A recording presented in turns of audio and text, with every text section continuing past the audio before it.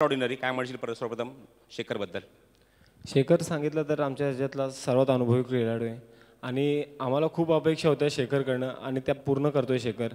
आम्ही फायनल आणि आता पाहूया ड्रॉमध्ये काय होतंय. त्याच्याकडनं खूप अपेक्षा राहतील की त्यांनी तोच परफॉर्मन्स कंटिन्यू ठेवावा.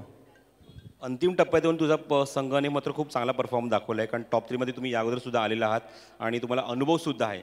तर काय म्हणशील आपल्या ओव्हरऑल पूर्ण संघामध्ये जो परफॉर्म आतापर्यंत पाहायला मिळाला, ज्या मी तुला सपोर्ट केला, ज्याकडून तुला सपोर्ट केला या अंतिम टॉप 3 मध्ये पोहोचण्यासाठी, त्या खेळाडूंबद्दल काय म्हणशील? सर्वच खेळाडूंचं मी म्हणजे सांगायचं झालं की त्यांनी खूप मेहनत घेतली.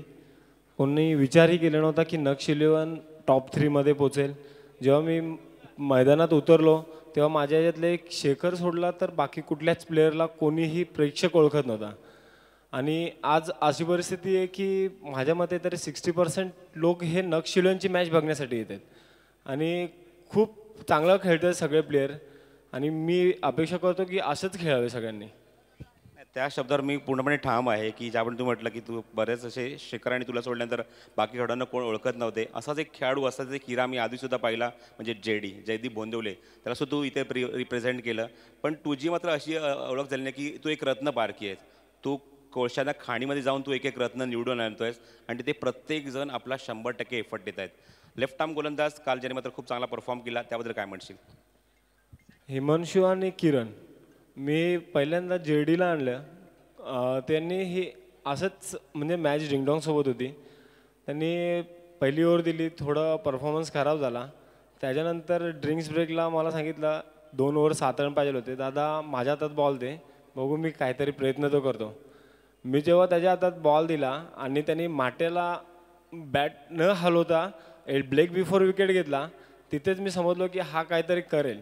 त्याच्यानंतर दुसऱ्या वर्षी पण योगेश शेट्टीने आम्हाला संधी दिली खेळण्याची आणि आम्ही सुपर 2मध्ये गेलो आणि त्याच्यात त्यांनी खूप चांगली गोलंदाजी खेळली आणि शेखरने तिथे विनर संघासोबत म्हणजे फायनल जिंकलीच असं आम्हीही विचार करत होतो. आणि काय शेवटी नशिबाचा खेळ होता. 2 चेंडू 5 धावा झाल्या नाही आणि तेव्हासुद्धा JD याने खूप खूप चांगली गोलंदाजी केली, परंतु JD संघासोबत राहिला नाही आणि आज तो पहिल्या राऊंडला घरी गेला आहे. काय हरकत नाही, ह्या गोष्टी तर घडतच असतात. हारजीत हा विषय असतोच. या परिसराशी तू निगडीत आहेस, मानपाडा पोलीस स्टेशनमध्ये तू कार्यरत आहेस ॲज अ पोलीस म्हणून आणि खूप चांगली सेवा तुझ्या माध्यमातून घडते.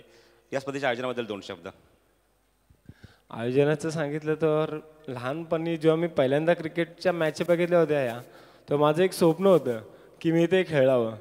तर मी यासाठी स्पेशली रिची म्हात्रे, प्रवीण दादा भोईर, गणू शेठ, आपला योगेश शेट्टी यांचं खूप खूप धन्यवाद करेन की यांनी हा प्लॅटफॉर्म मला दिला आणि काय का होईना भरोसा दाखवला आणि मी त्यांच्या भरोशाला सार्थ ठरलो.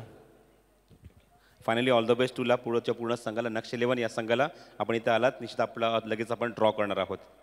थँक्यू. आणि मी माझ्या आलेल्या सर्व प्रेक्षकांना एकच विनंती करेन की आमचा परफॉर्मन्स कसाही हो, आम्हाला कृपया साथ द्या. निश्चितच साथ मिळेल. आपण लगेचच आपण ड्रॉ करणार आहोत. या आपण सर्व संघाला आणि त्याच्या पूर्ण संघाला विनंती करतो